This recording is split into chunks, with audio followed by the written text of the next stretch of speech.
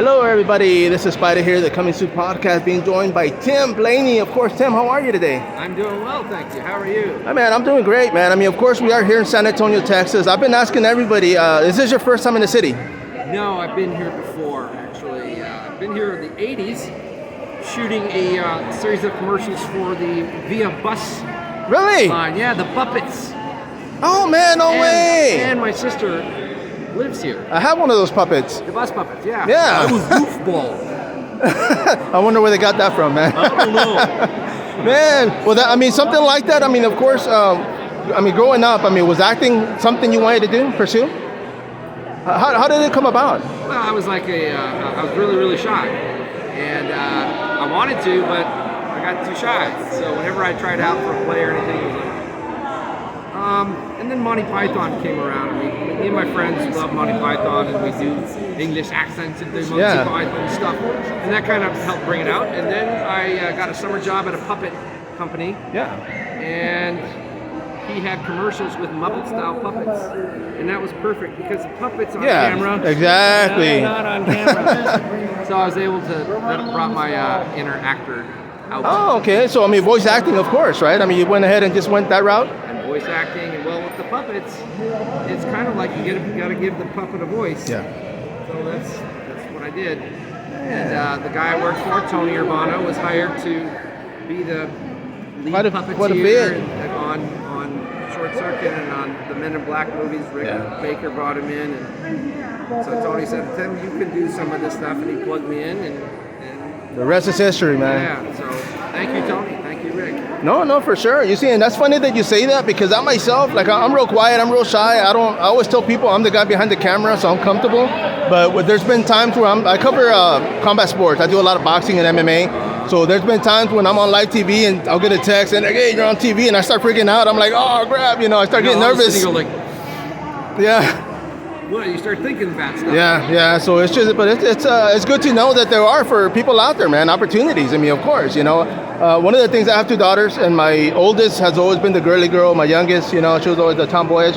But my oldest, I would always tell her, like, there's different types of models. It's not just the physical. There's hand models, there's foot models. I said, so the way you go ahead and whatever route you follow. But there's opportunities for everybody. Yeah, interesting. Like we did commercials with kids products. Yeah. There were adult women who had very small hands, and they would work as the hand models for the children. Oh wow! Their hands, because kids sometimes are they're you can't control them. Specific direction, and you have to come in and take it. So they had I would have never thought of that, but yeah, it makes sense. There's a little niche for everybody. Man, now I'm mind blown now. Now I got to go back and watch all these hand commercials and be like, man, who is that? That's an adult woman. Yeah. Modeling as, No, yeah. You see, I had no idea, so that's definitely something new. But of course, as far as projects, what do you have going on? Of course, we're here at the I Want My Retro convention, but what's in the works for you this year? Well, actually, I'm doing voiceover stuff, and I can't talk about it. Oh, okay. I'm gonna make you sign an NDA. But we're definitely going to be hearing about it. Maybe. Let's see if it's successful. And I still have a hand in some puppetry projects. Oh, okay. But getting to meet a lot of fans. Yeah, definitely, man. You see, and that's one of the things, because I've grown up, with your voice, of course, everywhere, man, but I've grown up with a lot of the actors here, and so it's kind of like I already know you guys in a sense, and I can't ask you out for money, but it feels like I know you guys, man. But it's great to have been growing up through all these years, man. It was a lot of fun to do this stuff. So. No, for sure. And let me ask you, as far as on your own, do you have a business that you run on your own besides what you do here? Not yet. This is it, man. I just started to do these conventions this last year, so I don't really have anything to promote other than like your voice, your hand puppets. Yeah. You don't have any puppets on here, do you? There you go. But man, of course, as far as you said, you can't talk about any projects coming up. Have you ever done the voice acting for like a horror movie? Have they ever used you for anything? No, I have done some for video games. Oh, okay. I did a dragon character called Vlast, V-L-A-S-T. It was a fairly. I'm not a gamer, so it's not rolling off my tongue. But check my IMDb page out. You can see done a few very different from No, no, definitely. You see, and I mean, something like that, is that something that you're kind of pursuing? Are you trying to do like a little bit of everything, or is these just job offers that are coming up? What I do is, my agent, my voiceover agent, will submit me for whatever they think I'm going to get hired for. Right. And then sometimes that will then typecast. Right. Roles. Other times they've thrown some stuff at me and I've done it, and then I get good feedback, and they say, "Oh, we can have more of that stuff." Like I'm doing like straight, not character stuff, and I do some accents, and so they'll have me playing older foreign people. Man. And so it's like, okay. You're like, sure, why not? Yeah, let me ask you, because of course, I mean, this is what you do. You are the voice of a lot of characters. I mean, nowadays, and they've been doing it for years, where they use actors for voices. When you hear that, are you kind of like, hey, you're taking my job, or is that just part of the game? It's the nature of the beast. Yeah. It's unfortunate because, that's just the way it works. The names help sell the games, and, they got there because they're very good actors. Right, so, right. What are you going to do? No, for sure. I just had to ask that because, of course, I mean, this is something that you're putting everything into, so I'm just curious to see if, but I mean, of course, you have your own lane, and that's one of the things I love about a lot of people. It's not doing what they're doing, but just keep doing what you're doing and improving, so for sure. I'm very fortunate and glad that I never saw myself doing this, like I said. So I feel like a very lucky guy that got the opportunity, and I continue to get opportunities. So. No, for sure. Like I mentioned earlier, of course, we are the Coming Soon podcast. We do mostly everything horror. And the reason I brought up a horror earlier was because of that. But is there a movie or a project that you would love to work on that maybe in the future? I don't know. I'd love to do a horror creature. Although they can always add, effects to a voice. I'd like to do some very, very disturbing characters. There you go, man. There you go. Hey, anybody want to hire? There you go, man. We'll get some plugs, man. We'll get you some movie bars. You never know, right? I mean, if the opportunity comes, you'll definitely jump on.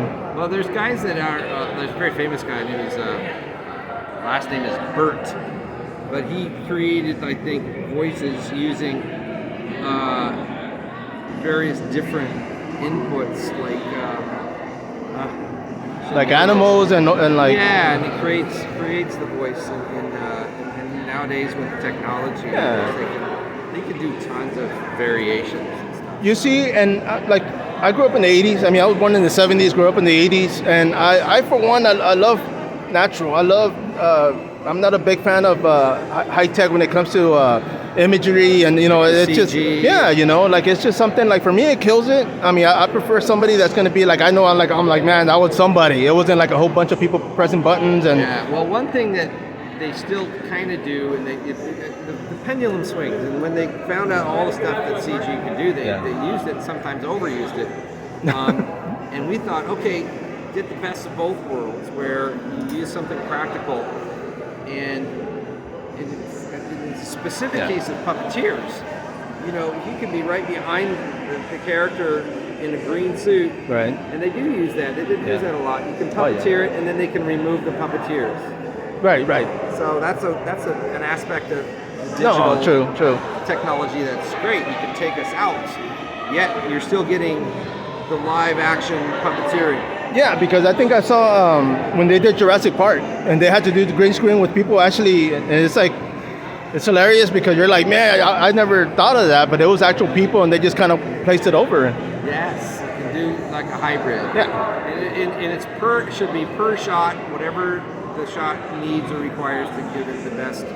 But it was, CG gave them this whole new, world that they could explore, and they explored it. Yeah. And I think that happens. You go like, okay, maybe it was overused. Now let's find the balance where whatever technique the shot needs, and or the world needs that you're creating. But there's still, it's so good now. But there's still something, to me, I don't know, maybe I'm biased, where you can just totally tell that it's there. Yeah. I don't know. AI is scary. Yeah, you see, because it's like I tell people, back in the 80s, I knew there was a person behind that mask. I knew there was a mask, so it kind of made it more realistic. And now it's just like imagery, and you don't know what's going on, But I'm a fan of 80s. I'm a fan of 70s. There's a few movies that I won't mind watching that are newer, but it's just like, I'm not a big fan of that. So of course, we're trying to keep that alive, man. But one quick question, man. When it comes to being a voice actor, is there any advice that you'd be willing to give somebody out there, man, that's looking to get into it? Well, nowadays, again, with the computers and digital, you can set up your own studio. I would say play. Yeah. Play is the thing that will, get you interested in this in the first place. It's having fun and doing voices. So just do it. It's sort of like Nike. You just do it. So have fun with it. Microphone. Learn about how to record yourself. I think one of the hardest things is listening to your own voice initially. It is. Yeah. So it feels weird when you hear yourself. But yeah. The more you do it, the more you get used to it. Now it's like I know what I sound like. I'm not freaked out by it. Although part of the reason I did voices that weren't like me was because it's like easier to do a character for me than it is to do my real self. And you can, with the software, there's tons of great software. Just start recording yourself, put together a reel of different things you've done, and you can put it out there. You see, and this is where technology helps. Because back then we didn't have it. We had recorders. We had to press record and you can just create your own stuff or get some friends you like doing stuff with. And maybe make friends with animators and you can provide their voices. No, definitely, man. There's so many ways you can just do it. Nike, don't sue me. You see, and for me, I always tell people I don't have the face for TV, and it turns out I don't have the voice for podcasts either. But I'm gonna go with it anyway. I'm enjoying it. I'm definitely, this is fun for me. So, doing it. Oh yeah, definitely. So I mean, the fact that I get to meet you guys and share some knowledge for everybody out there is definitely it's worth. I can't put a price on that, definitely. But my man, I appreciate you. I hope to look to your future projects, man. I'm gonna keep an eye out and see. I'm definitely gonna visit your IMDb page and follow up, man. There's I do there's a wide variety of stuff there. It's interesting with IMDb. They don't have a place for puppeteers. They don't have a category. They put you in like miscellaneous. So you see, maybe that could be your business. Maybe you can be the head of that, man. You can create something. Well, there's some people working on it, trying to get that so that their puppeteers get good representation on IMDb, because we're in this weird area where they don't have to do with us. You see, and let me ask you one quick question. When it comes to being on a set, I mean, do they kind of like, hey, send it to us, or do you actually get to go to a set and do the voices? Oh, well, I started out as a puppeteer. Yeah. So, we're on the set. Oh, nice. And Jim Henson is the one that really established that the puppeteers are the ones that do the voices for the characters, because when you're doing the puppeteering at the same time, it comes out of the character, it really comes more alive than if you dub it in later, or sometimes in commercials they will have like actors pre-record, like Snuggle Bear. We did Snuggle Bear commercials and we would mouth sync to the lady's voice, and that's another way to do it. But what was the question? Oh, I mean, as far I got lost in thought too, man. But I did have one as far as, because you're saying when you do it live, of course. I mean, I see you moving, and of course, it's a whole body movement. It's not just me doing this. It's like I got to be the character. Yeah. So it takes that too, right? Yeah, but I think there's aspect of puppetry that. It's kind of like in my boss, Tony Urbano, who got me into this, he would audition everybody who came into his studio with a puppet to see if they had puppeteering ability, just kind of like didn't know about it. Like I didn't know I could do it. I had no idea. I watched the Muppets and said, that's funny, that looks really fun. I can do that. But I didn't go, some people when they see that, they go, immediately, like they start making a puppet and they got to do it. I was like, oh, that looks like fun, but I was like, I gotta do my homework. I got to see what's on TV. And it's fun, but then I found, I did that job interview for an interesting summer job at the puppet place. Nice. And Tony's had me try marionette, because he's a marionettist first, and then he did a hand puppet and mouth sync. And he had a commercial later on that he was looking for someone else, and he had auditioned people and he still wasn't finding it. He said, I heard you doing voices backstage. Come over here, you try this. And I tried it, and I got the job. And it was like, again, that thing where you're not being seen. You get to watch the puppet on screen on a monitor. Yeah. Just that's the Muppet style, you watch, and you're performing the monitor. So you're both audience and you're controlling it. Yeah. So it's like, yes, that's great. And I learned, I looked back at that first audition, and it was pretty rough. But he said, you had something that you could work with. You can tell that you can develop it. Some people, unfortunately, they go, I'm going to do this, and they don't know how to mouth sync. Right. And giving the puppet some life. You look at the Muppets and the really good puppeteers. It's the body language. There's body language that the puppet gives, and there's pauses, and there's breath, and there's like it gives it a reality. And so there's like we watch each other's work and go like, that is really good what that puppeteer just did there. Who did that? For example, in the reboot of The Dark Crystal, one of the characters, one of the lead characters, and I've never seen a puppeteer do it before, and it's not been noticeable, but one of the leads, just like you would be, he shifts the body weight of the character, even though it's a hand puppet, and it doesn't have legs. You felt like it had legs because it was going like, after every once in a while it would shift, like you do. You become part of it. You become part of it. So it's like little things that bring a puppet alive.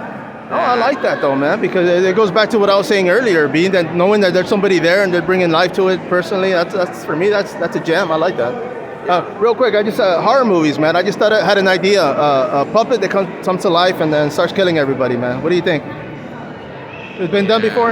I know we have ventriloquists, we've had dolls, but Child's Play, Chucky. Oh yeah. Yeah. Well, there are some elemental things that every kid has thought about. Oh yeah, like believe me. What if my toy comes to life and while I'm sleeping? Wait a minute, I like this one. It's nice.